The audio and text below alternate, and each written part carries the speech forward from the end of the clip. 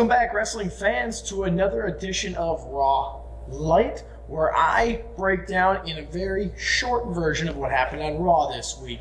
Remember, I give it either a 2 thumbs up, 1 thumb up, no thumbs, 1 thumb down, or 2 thumbs down. That's our grading scale here for Raw Lite.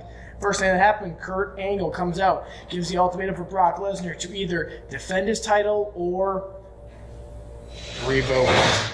Now, obviously he's not going to revoke it. That would be very pointless, and you would make no money. So, what happens? Paul Heyman comes out, tells him, hey, he's going to be defending it at SummerSlam. So, now we got to figure out who he's going to be defending against. So, we have 2 triple threat matches. First one was Finn Balor, Drew McIntyre, and Roman Reigns. Obviously, we know what's going to happen, so predictable. Roman Reigns wins for that portion.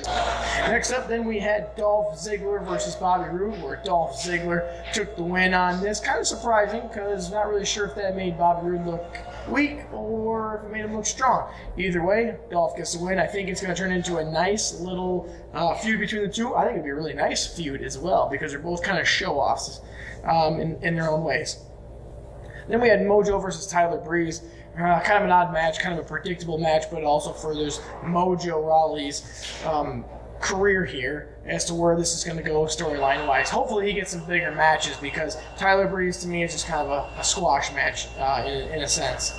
Then next up we had Bayley and Sasha against Dana Brooke and Alicia Fox. Then we had an awkward portion at the end. We kind of find out what is Bayley and Sasha's deal with each other. Kind of an odd thing, not really sure if they were friends, lesbians, not really sure what happened here or what's going on. I feel like they came to a spot as to what should we do with these two, and they just tried to make any old thing work, and here's where we're at now. They care for each other, so kind of odd. Next, we had the B Team versus the Ascension squash match. There will also be, though, a rematch with the Leaders of Worlds against the B Team for the tag team titles. That will be kind of interesting. I am so happy that the B Team won, because having those titles means that they're actually going to do something with these guys instead of pushing them to the back burner as they had been doing in the past. Next, we had Alexa Bliss and Mickey come out, and then we have Ronda Rousey coming out and taking care of business.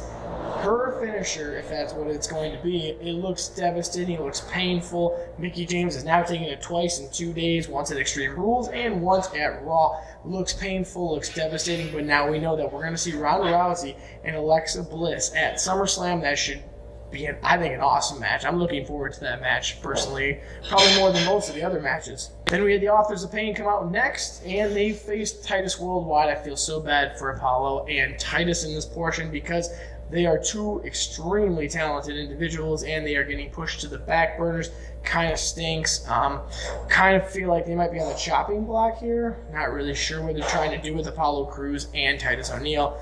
It's too bad that they don't get more of a push. They're 2 talented guys, but Authors of Pain took the win in a squash match, and it furthers their storyline, so they're probably happy about that.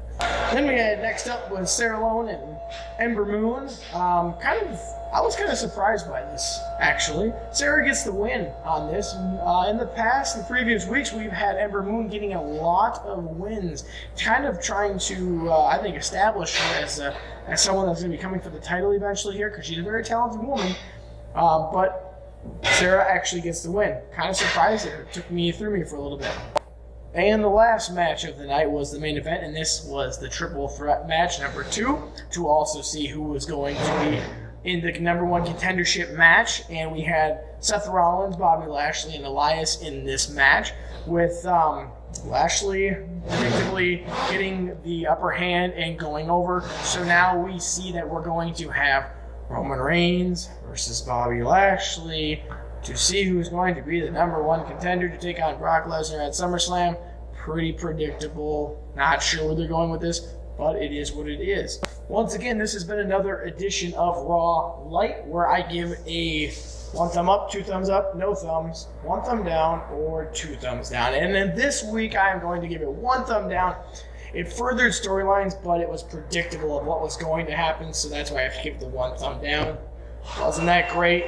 SmackDown, I think, was a little better. But remember, you can always go over and watch the SmackDown Lite episode with Paul, and he will give you a short version of what happened on Tuesday Night SmackDown. Once again, this is Chris Steele on WrestleLogic with The Real Deal TV. Remember, subscribe, like, and share this with your friends.